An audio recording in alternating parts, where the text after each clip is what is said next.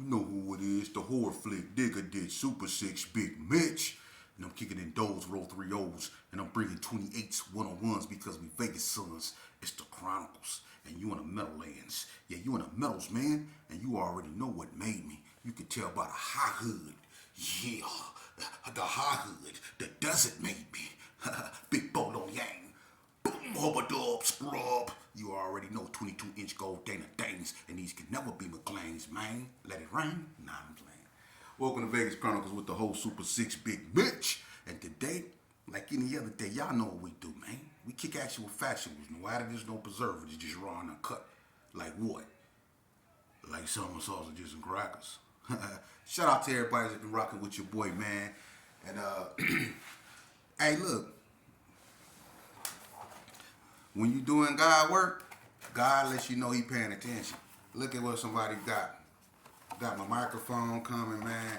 I'm doing big things, man. Shout out to, everybody that's been looking. Look at that. I love you, baby. My girl, I got a good girl. Look.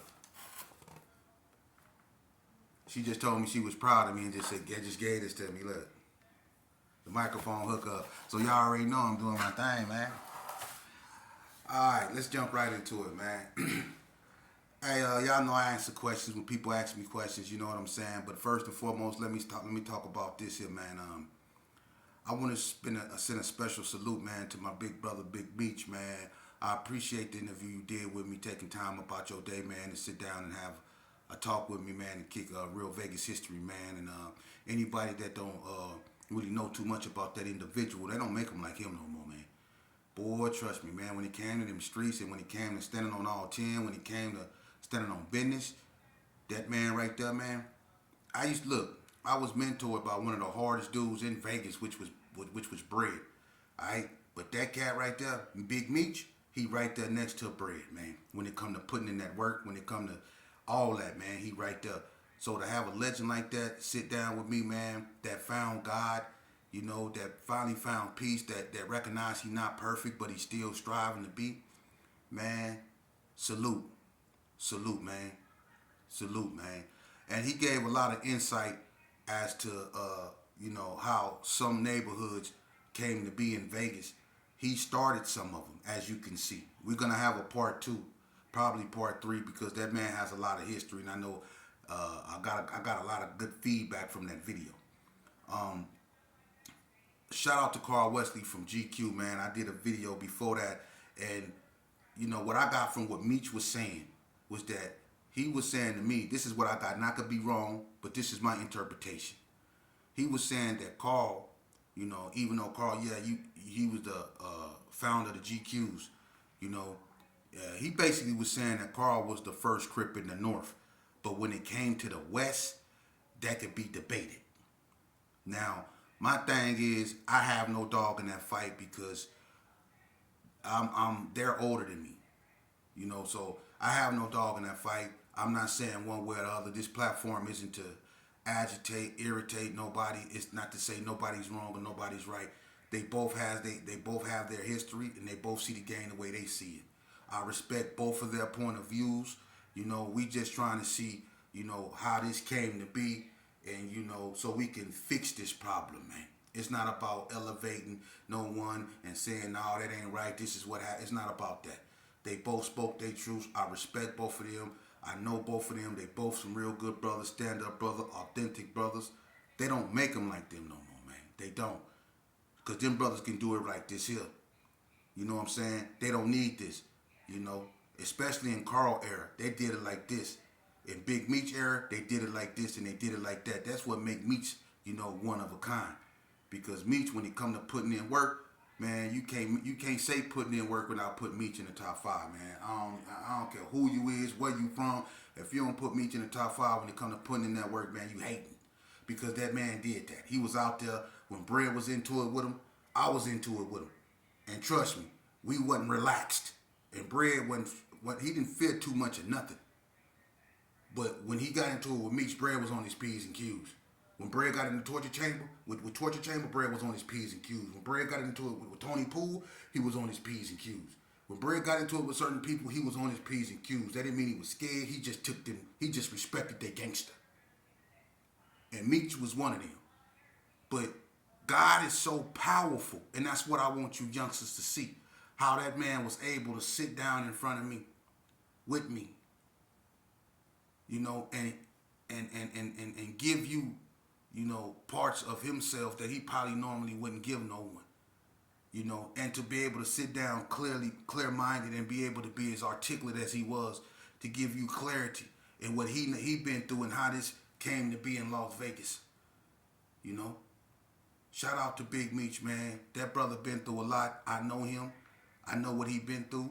And trust me, he didn't even talk a fraction of what he been through. That was like more of an introduction, that interview. So it's going to be more interviews, God willing, coming from him. And he gave me some powerful information. He told me that right now, at this point in time, what I'm doing, I'm at the point now to where either I'm going to make a break. And he gave me some ideas that I'm going to put forth too, and I love him for that. And imagine that. A former Rolling 60 Crip, who I was taught to hate, who I was taught that didn't like me, who I knew was ferocious out there. But look at what he doing now. We was locked up together up in the Hoop Scout. We knew what it was up in there. He stood tall up in there, you know. But for him to be where he at in life right now after going through what he going through, man, that can't be nothing but an example. That's true redemption right there. A person that know they're not perfect. A person that know when it comes to God and believing in God, there's still a baby in that, you know. A person that know I still struggle with being who I am, not being necessarily who he is, but struggle with stuff that goes on with him. Because what we did in this game, that's not nothing that's normal, man. A lot of us still suffer. I suffer. I'm going to speak for me. I suffer neurological effects, man. From extensive PCP use, from gunplay, from my friends and family, you know, being unalived in these streets. I suffer neurological effects, man, from being constantly locked up in the cage, constantly put in a hole. I done been in every hole in the state of Nevada. You know? So when someone like me and Meach come together, man, and we spitting positivity, man, you got to understand that that ain't nothing but God at work. Because what me and him come from, man, it was dark. It was dark, man. Me and him both lost so much. We've lost so much. But God put his hands on us, man. And when God put his hands on you, man, you go feel it. You go through it. You gonna go through it, but it's worth it, trust me. Because I'm gonna tell you something.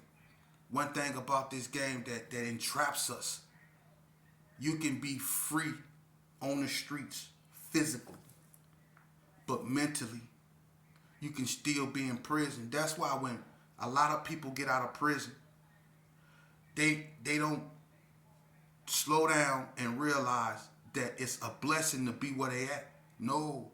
They don't realize that it's a blessing to be if they're with their mother and she just bought them some new clothes because they got out.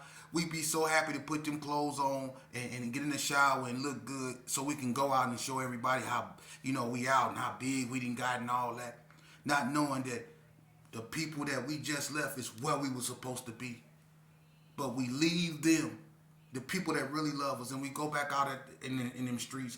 And then people that ain't seen us in 6 months or a year, 18 months, 2-3 years, they see us and then we get caught back up in all them fake hugs and handshakes. The next thing you know, a month later, we look just like them. Chest gone, arms gone, lips white, eyes red. Curl look like a perm. We look just like them. See? Infected with that stupidity. You know? So when you see a person like me and Meach come together, man, pay attention. Because that's God at work. Can't wait to get back on the, you know, in the studio with him, man. That man a Meach a fool. Hey, Meach a fool, man. But I love him to death, boy, because that boy don't care a scare. That boy don't care a scare, man. Shout out to Big Meech, man. Shout out. Big Meech. Boy, Big Meech a cold piece, man. But that's a good brother, man. And I love him, man. Thank you for that advice, man. I knew my girl told me, babe, that's God. You confirmed it, man, and I salute you, brother, man. I'm gonna get with you, Meach, man. And I want to send another shout out, man. Another brother called me, messed me up, man. See, that's why I tell you, when you stay focused, youngster, God, He pays attention to you, and you can free yourself. The bondage that we 9 times out of 10 always find ourselves in is mental bondage, thinking that we owe people something, that we owe our allegiance, that we owe our loyalty to these individuals. You know, not even checking, not even knowing that if they feel the same way about us. But we love our neighborhoods more than we love ourselves. We love our neighborhoods so much, not knowing if our neighborhood even love us back. And 9 times out of 10, they don't. A lot of times out of 10, people like me get hurt because we love our neighborhoods or where we come from more than we love ourselves. And we put ourselves in situations to hurt ourselves and get ourselves taken from people who really love us. You know what I mean? That's how I ended up in prison for all them years. You know? But another individual called me, Webbo, from OG Paru, Webbo. Man, look. And when he told me, look, he don't remember meet me. Me and my cousin Corey, Caesar, Corey Allen, we was in Doolittle one day, and I don't know why he don't remember this, but me and Webbo actually met in Doolittle. He don't remember it. I don't know why, but Webbo called me, and he told me some good things, man. And he told me that God told him to call me. Dig that. He told me God told him to call me and to tell me that I don't have to look. I don't try to put where I come from down. I just tell the truth. I do.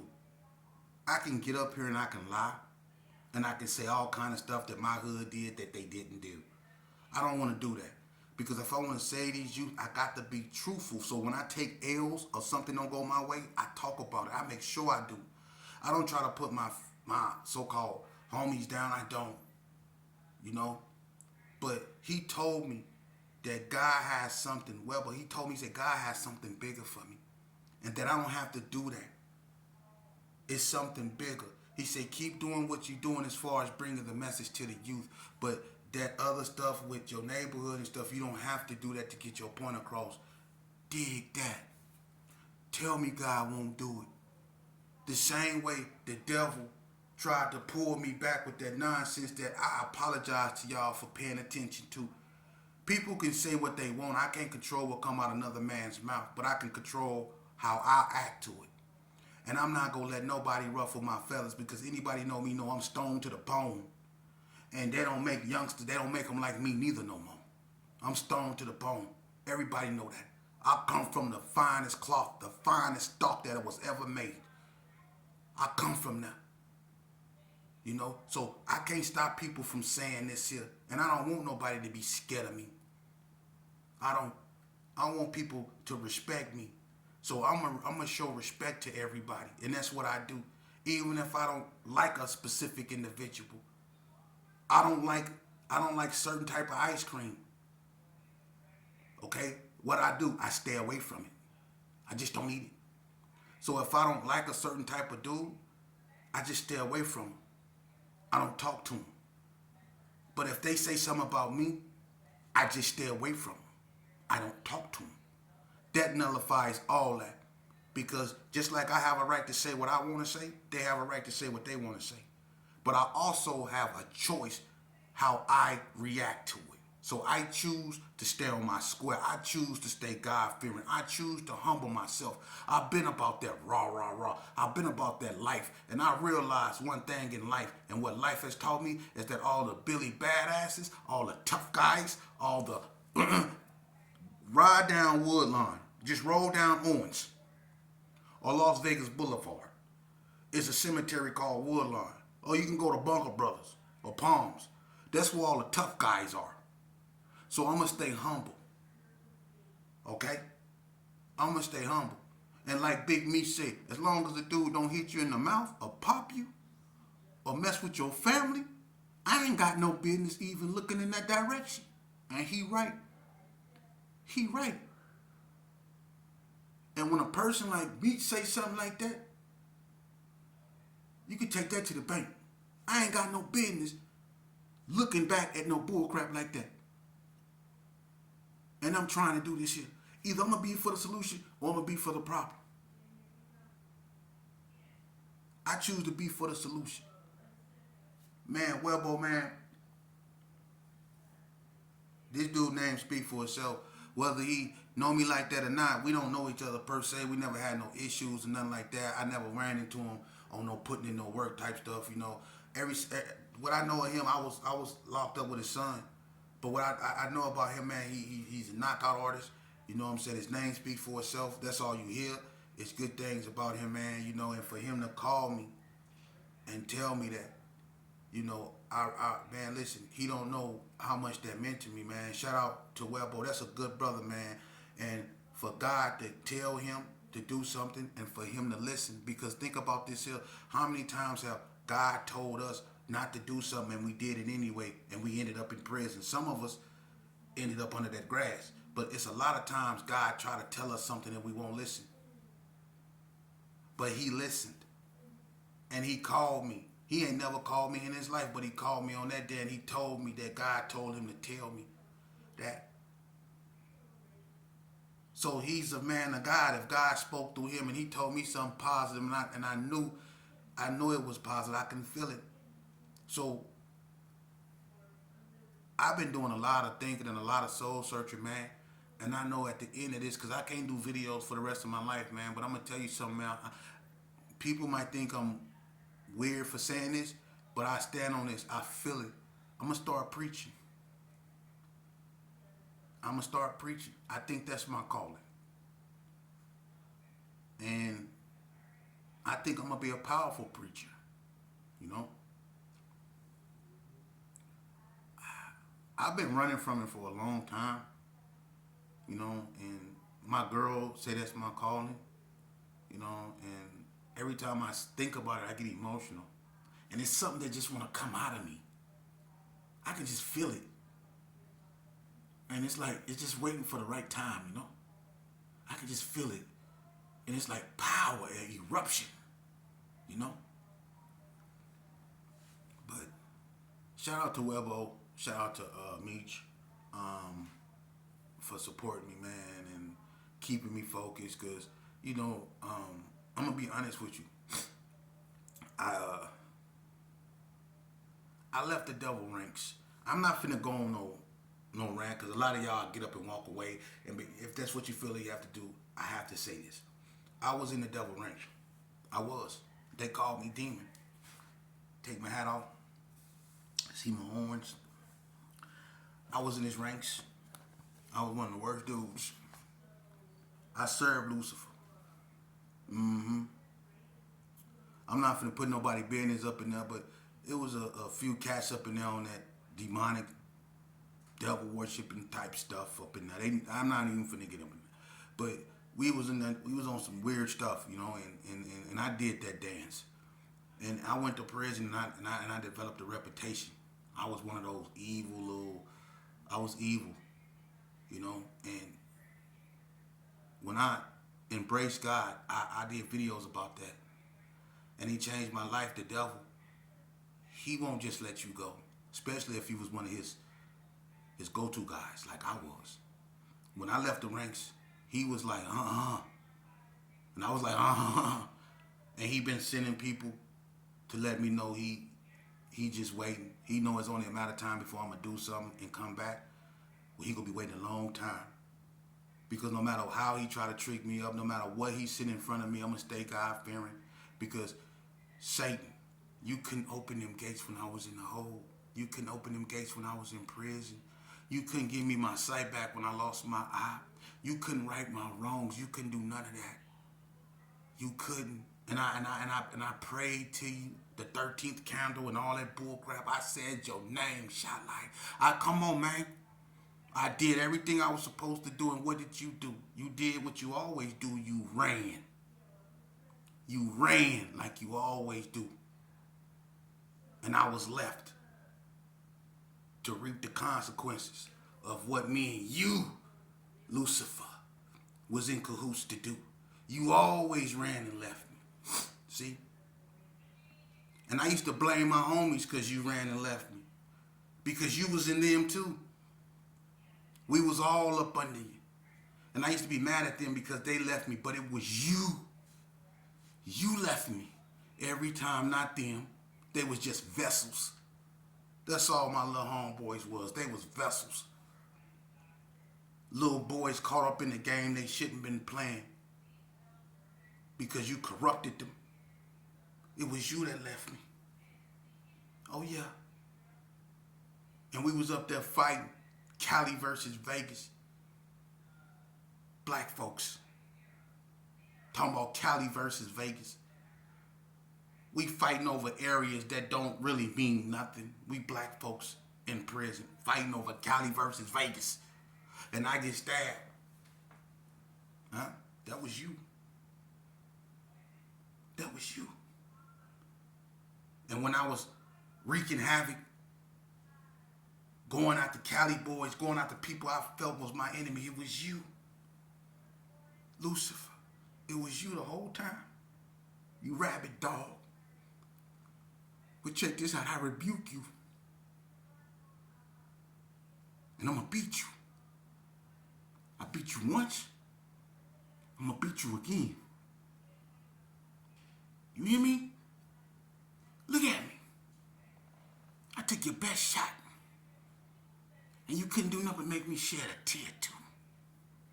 But you couldn't break me. You beneath me. That's why God cursed you to crawl at the heels of man. You beneath my...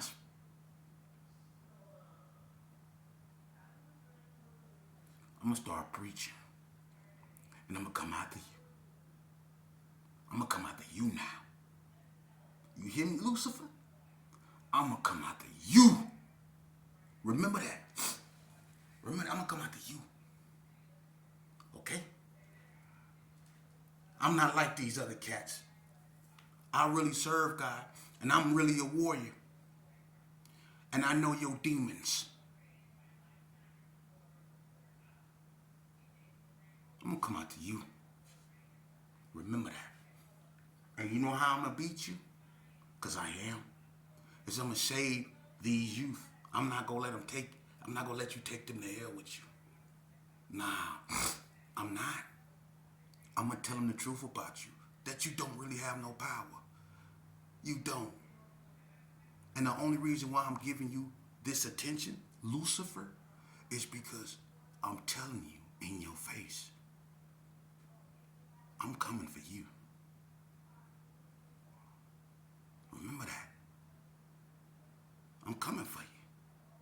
And I'm going to beat you. Like I beat you before. I left the game, didn't I? And I didn't have to ask permission to do it. God told me to do it. And I done it. I'm not in prison mentally no more. I'm free. That means you got to fight me head up, Lucifer. Yeah, I done took your best punch. You ain't even took mine yet, because I ain't swung on you. And when I do, the earth go shake. Believe that. All right? God bless you. Moving along.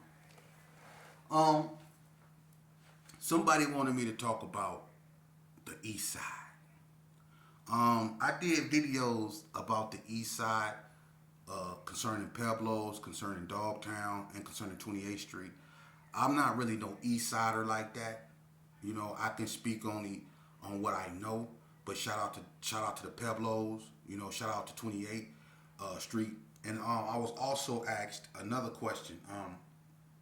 When it comes to the Hispanics, I'm gonna have to get some type of Hispanic representation up here for Vegas. I know a lot of Hispanics. I got a lot of love for them. We don't have, you know, that racism problem out here in Las Vegas. Although things are changing, but we never had that. So it's always been Hispanics out here in Las Vegas that, you know, always had good rapport with the black community.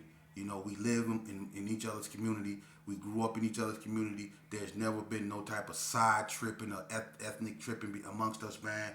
Although you can see things changing in certain areas with the fluctuation of California and Arizona and Texas, Hispanics coming out here, you know, you kind of see the attitudes changing, but that's not with the Nevada Hispanics. That's with other ones coming out here bringing their racial concepts out here and implementing them out here and messing up and just contaminating Vegas with that bull crap, because we ain't with that out here. But they asked me, I don't get into who's the hardest Hispanic gangs. I don't do that.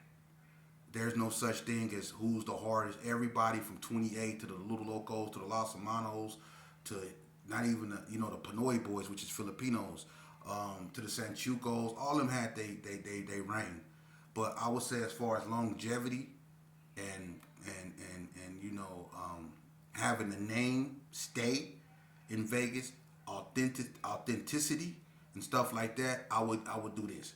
I would say the Hispanic gang with the most longevity, authenticity, and I say rich history and culture is 28th Street. Hands down. They've been here since the 28th Street started off, I think, as a car club. And they've been here since, people can argue, you know, that 28th Street been here since the 60s. You know, but they started off as like a car club. But the 28 had a presence here, and they still have a presence here. And 28th Street has, to me, has been probably the most solidified Hispanic gang in Las Vegas. 28th Street, hands down. And you can't overlook, and I would put them second, but you know, you can't overlook them, the Los Hermanos in Henderson. That's another old one. So 28th Street, Los Hermanos, them some old gangs. I was also asked if the OGs or the GQs went in Henderson and started the Henderson